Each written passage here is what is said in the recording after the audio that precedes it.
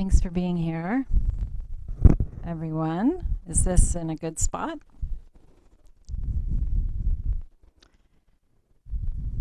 I can hear those words kind of reverberate through me. An unsurpassed, complete, and perfect Dharma is rarely met with even in 100,000 million kalpas. Having it to see and listen to remember and accept, I vow to taste the truth of the Tathagata's words. It sounds like I have something special to offer you. Yep, it's a little... Okay.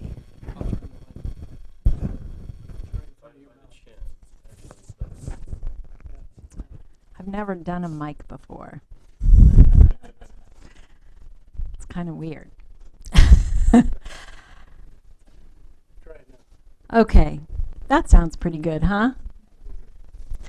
So as those words reverberate through me, it sounds like I have something special here to offer to you.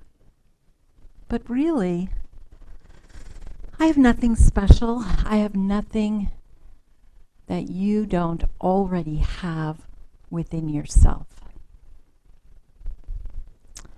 So I'm sorry to say,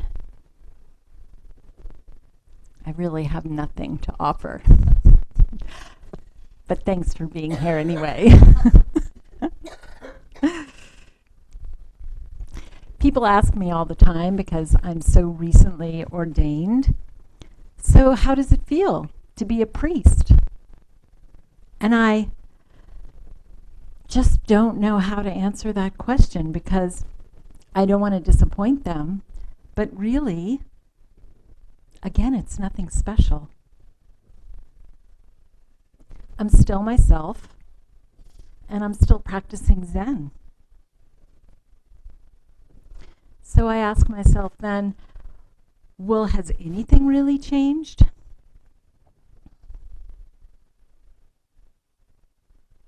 I think my responsibilities have shifted. I've settled more deeply into my vows, and in doing that, I'm given the opportunity to sit here and offer this Dharma talk. I also offer Dharma classes. But really, it's just my practice. Just like you come to temple on Sunday morning, you sit. Some of us sit together on weekday mornings on Zoom.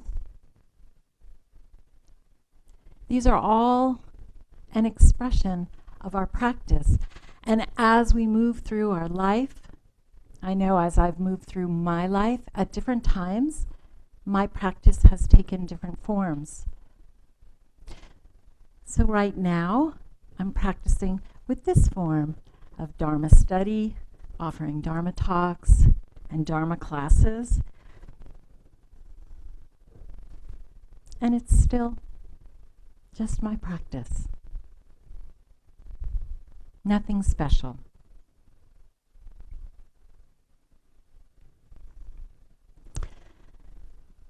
Today I'm going to talk about the first of the 6 Paramitas, Dana Paramita. If you come regularly on Sunday mornings, you'll see that the different practice leaders will have an opportunity to offer Dharma talks on different Sundays. And this is our loosely woven theme this year, is the Paramitas. Dana Paramita is considered the gateway, the entering gateway to the Boddhisattva path. I see it as laying the groundwork for the other Paramitas. Why? Because it requires a very fundamental shift in our attitude. One of the most deeply conditioned attitudes we have is that of self-centeredness. We learn early on, I am separate from you. mommy, me, daddy, sissy. I can remember my children saying this as they individuated and learned this separateness. And out of this naturally emerges a self-centered attitude. If I exist as a separate entity, then I have to take care of myself. I have to watch out for myself. I have to attend to my needs and ensure that my needs are met. My needs for survival, for comfort, for pleasure, for growth, my need to be heard, my need to be accepted, my need to be loved, my need to be seen, my need to be understood, and the list goes on and on and on, right? We have a saying here in America, watch out for number one. And in fact, we have a president who approaches international affairs with a put America first attitude. It's the same mentality. Watch out for number one. Is this mic making too much extraneous sound? Okay. The thing is, it's not very tight on my head, so it moves around. Can it tighten?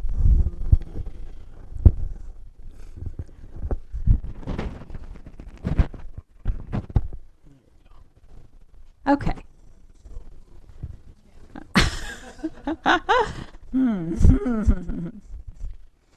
So as I was saying, put America first. It's the same mentality of watch out for number one. This self-centered attitude, it's not just normalized, but it's deeply supported and culturally conditioned. We learn it from a very early age.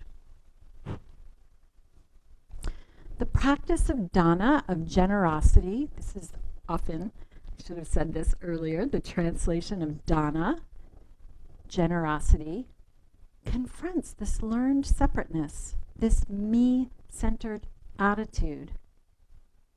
Norman says in his book on the Paramitas, maybe you've seen it, it's called The World Could Be Otherwise. He says, when we sit in the lap of the Buddha, there is no separate self. So just close your eyes for a minute. I want you to feel into this. When you sit in the lap of the Buddha, there's no separate self. What is it to sit in the lap of the Buddha? Let's take a minute to breathe with that, to feel that. What is it for you to sit in the lap of the Buddha? Maybe it's to feel Buddha body. My teacher refers to this as Zazen body. Sometimes I refer to it simply as presence, as being. That state of open, aware, and unencumbered by my ideas of how things should be, or my concepts of how things are. When we sit in the lap of the Buddha, for me, this also invokes the image of a child curled in his or her parents' lap, in their parents' lap, feeling connected, feeling loved, feeling held by something bigger, a love that extends out to include the whole universe.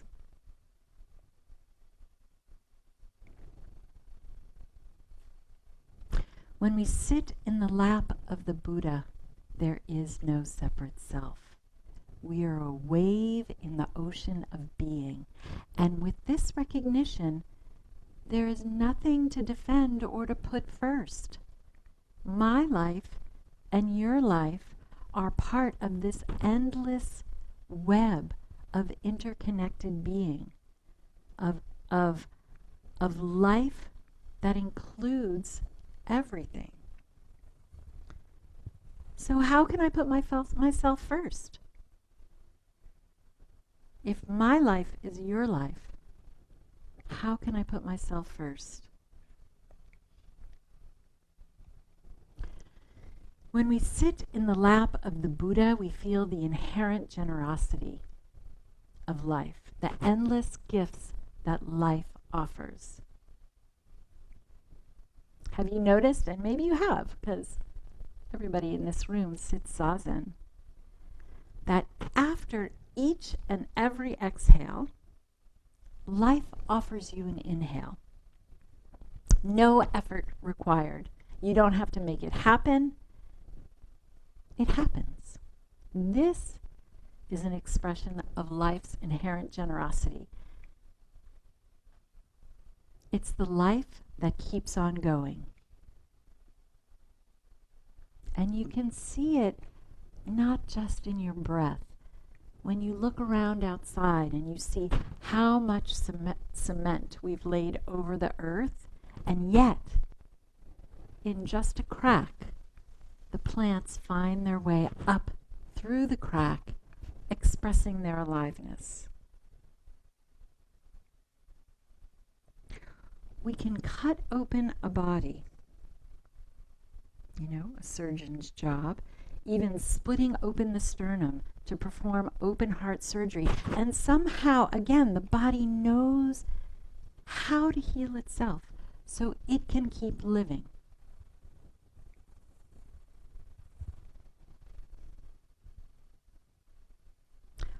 What is it that enables us to recover from physical trauma such as that, from deep depression, from addiction, from trauma of terrible sorts?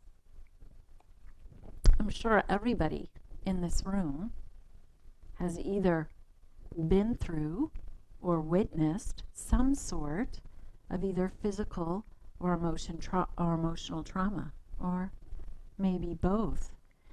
And maybe you thought you weren't going to make it. Maybe you thought you weren't going to come out the other side. What got you through? You're here.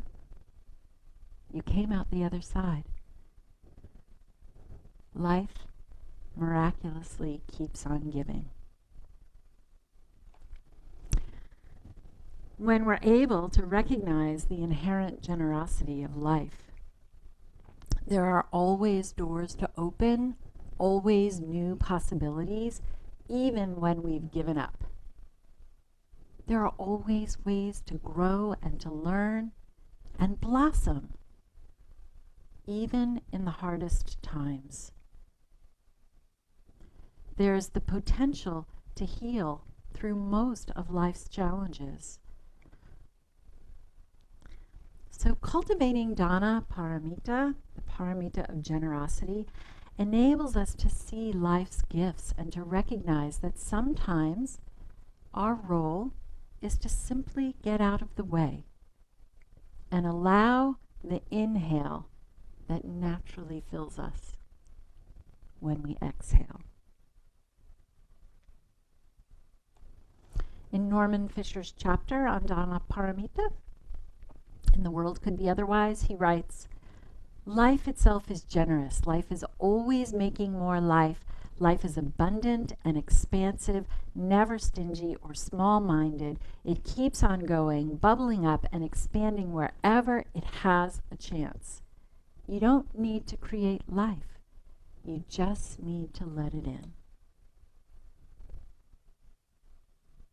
I think this is the most important part. You don't need to create life, you just need to let it in. And to do that, the practice of Dana Paramita is really about letting go. Dogen calls this dropping body and mind, giving up self-clinging, that holding fast to the idea that I'm separate and I need to put myself first. I need to take care of myself first. Letting go. Easier said than done, right? That's why we need practice.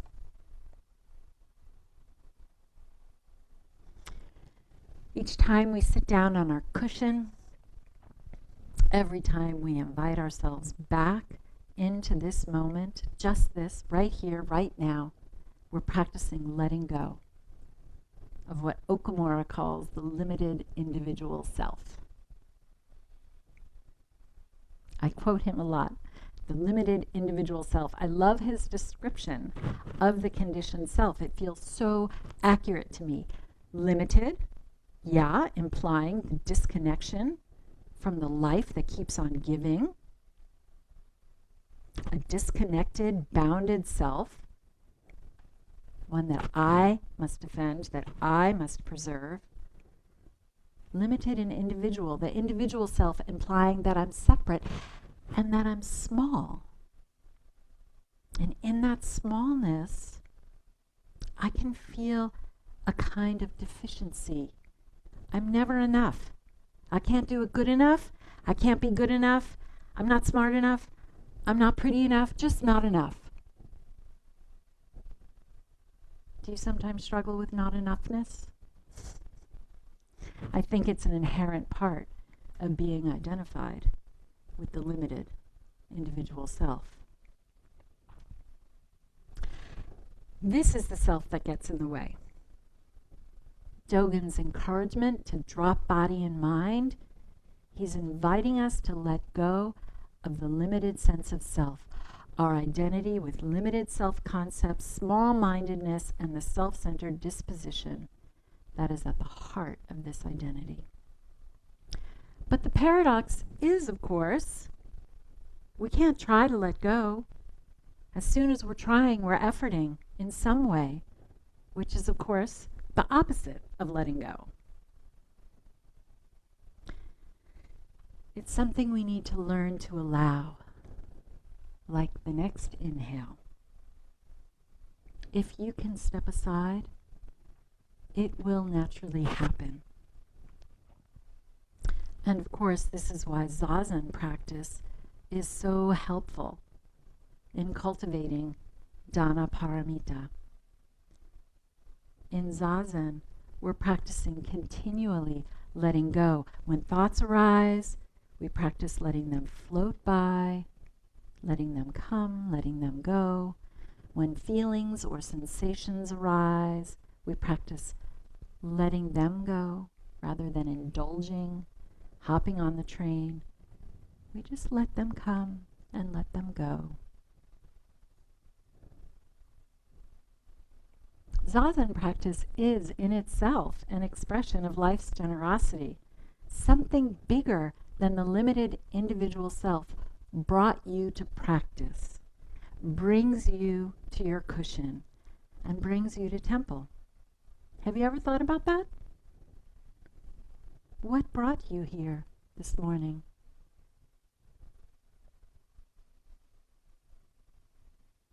Practice is like the breath that breathes you. Just as the breath itself breathes life into you, practice too breathes life into you. It breathes the life of compassion, of wisdom, of equanimity, of acceptance, to name just a few examples of how practice supports our growth, unfoldment, and the blossoming of our life. We show up and then get out of the way. And practice will show us the inherent abundance of being, the endless gifts that life bestows.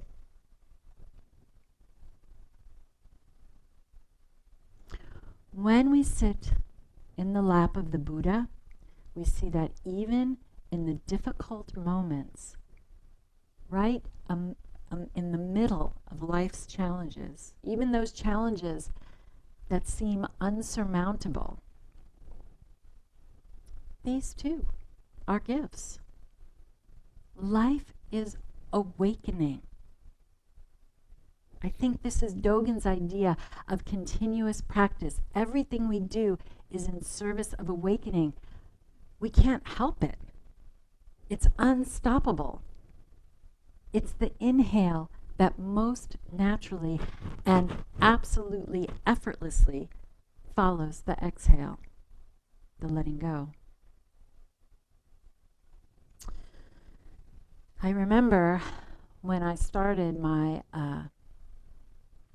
as Shuso, all new Shusos are invited to give a Way Seeking Mind talk.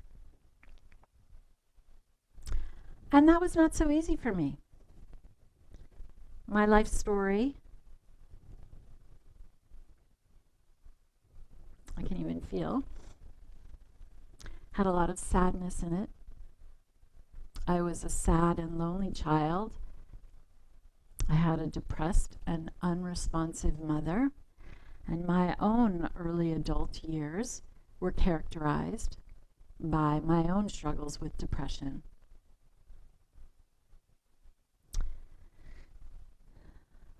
But over the period of time when I wrote my talk, and I really took my time with that talk, I could feel emerging in me the sense that even with its challenges, my life was perfect. It couldn't be any other way, because it brought me to this day, and it made me who I am. I wouldn't be sitting here with you today on this Sunday morning at Sanswiji Temple if it weren't for each and every single thing that has happened in my life.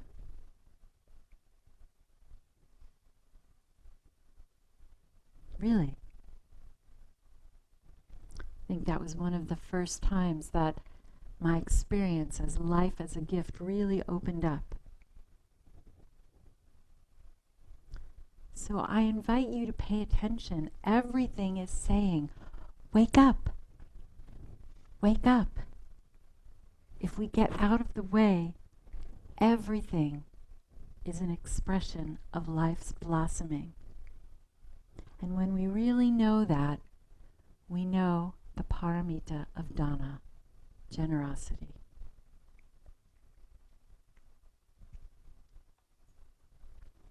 When Noman Tim introduced 2 weeks ago the Paramitas, letting everyone know that this was our theme, he described Paramita as going beyond.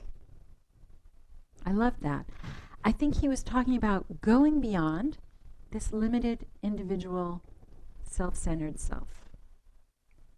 It's not me giving to you, because ultimately there's no me, there's no you.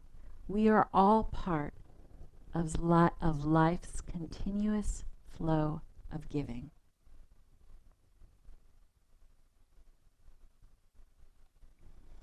As we say in the meal chant, may we with all beings realize the emptiness of the three wheels: giver, receiver, and gift.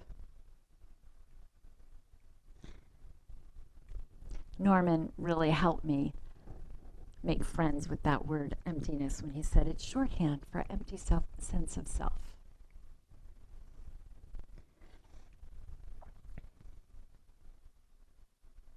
May we with all beings realize the emptiness of the three wheels: giver, receiver, and gift. I was going to end my talk with that, but this morning when we were chanting, something popped out at me that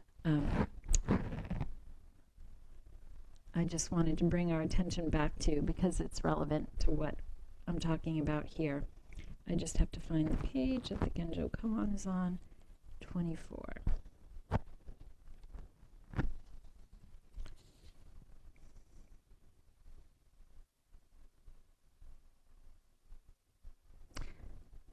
This is the third line of the Genjo Koan, and I've heard it translated differently, but this translation stood out to me this morning. The Buddha way is, in essence, leaping clear of abundance and lack.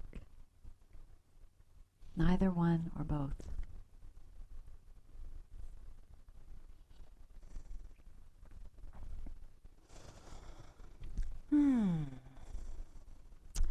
So we have a little time, not as much as I hoped. I wanted to go into dyads and